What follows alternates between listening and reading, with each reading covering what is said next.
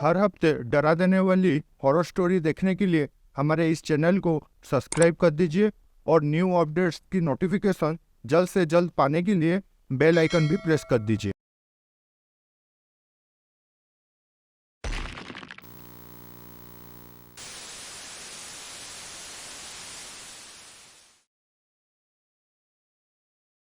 जैसे कि हम इस कहानी के पार्ट 1 में देखे थे, कैसे विवेक को वो मिरर मिला था और उसके बाद जब मिरर के सामने खड़ा हुआ था तभी उसने मिरर के अंदर बसा उस बुरी आत्मा को देखा था।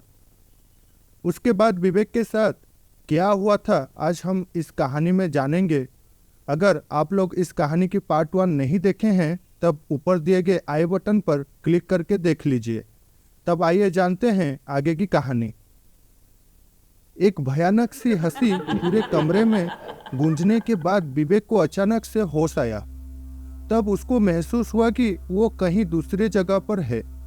उसके सामने एक बड़ी सी तालाब था और तभी विवेक ने देखा कि तालाब के बीचों बीच से वो काली परछाई बाहर निकली, जिस परछाई को विवेक ने वो मिरर के अंदर देखा था।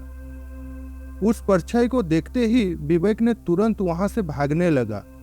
विवेक भागते भागते एक जंगल के बीचों बीच पहुंच गया।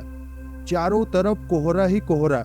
उसी कोहरे में विवेक को कुछ भी ठीक से दिखाई नहीं पड़ रही थी। तभी विवेक ने एक आवाज सुना, विवेक विवेक। वो आवाज सुनकर विवेक इधर उधर देखने लगा, कौन कहां से उसे पुकार रही है। अब की बार विवेक को ऐसे लगा जैसे उसके पीछे से उसे कोई बुला रही है। विवेक तुरंत पीछे मुड़ा देखने के लिए और तभी कोहरे के अंदर से एक औरत दिखाई दी। विवेक वो औरत को देखते ही पूछने लगा, ये कौन सी जगह है और यहाँ से बाहर जाने का रास्ता कहाँ से है। तब उस औरत ने बोली, ये शैतानों का दुनिया है, यहाँ से बाहर जाने का कोई रास्ता नहीं है। तुम्हें मारकर तुम्हारी आत्मा हमेशा के लिए यहाँ कैद कर लिया जाएगा। वो औरत इतना बोल के अपनी असली रूप में आ गई और एक भयानक सी हंसी पूरे जंगल में गूंजने लगी।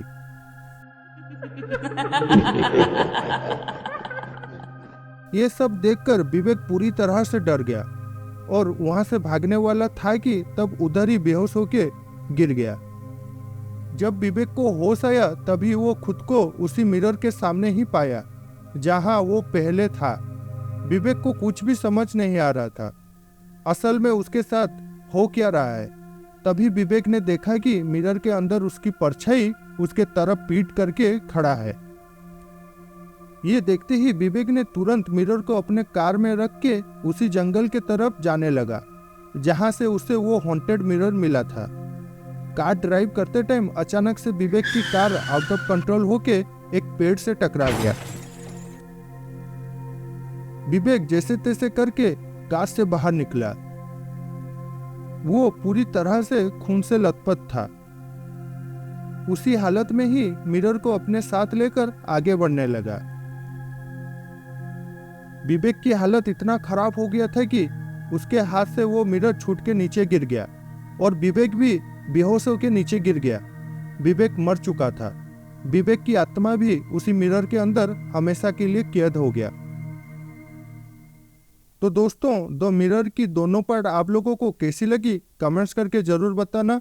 तब फिर मिलते हैं ऐसे ही डरा देने वाली हॉरर स्टोरी के साथ।